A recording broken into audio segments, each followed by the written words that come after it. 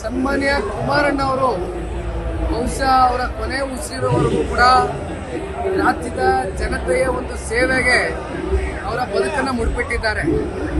ಅದರಲ್ಲಿ ಬಹುಶಃ ಅವರ ತಂದೆಯವರು ಸನ್ಮಾನ್ಯ ದೇವೇಗೌಡರು ಸಾಹೇಬರು ನೋಡಿರ್ಬೋದು.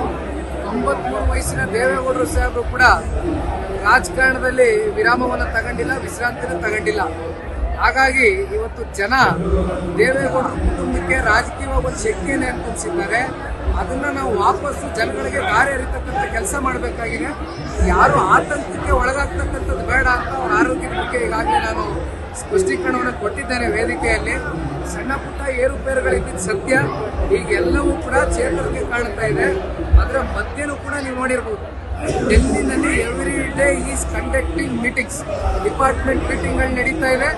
ಜೊತೆಯಲ್ಲಿ ಯಾರೇ ಕರ್ನಾಟಕದಿಂದ ಹೋದ್ರು ಕೂಡ ಎಲ್ರಿಗೂ ಅಮೃತದಿಂದ ಸ್ವಾಗತ ಮಾಡಿ ಅವ್ರ ಸಮಸ್ಯೆಗಳೇನೇ ಇದ್ರು ಅದನ್ನು ಪ್ರಾಮಾಣಿಕವಾಗಿ ಅವ್ರ ಇಲಾಖೆಯಲ್ಲಿ ಹೋದ್ರು ಕೂಡ ಮತ್ತೊಂದು ಇಲಾಖೆಯ ಮಂತ್ರಿಗಳಿಗೆ ಸೇರಿದ್ರು, ಅವ್ರ ಜೊತೆಯಲ್ಲಿ ಕೂತು ಬಗೆಹರಿಸ್ಕೊಡ್ತಕ್ಕಂಥದ್ದು ಪ್ರಾಮಾಣಿಕ ಕೆಲಸ ಮಾಡ್ತಾ ಇದ್ರು.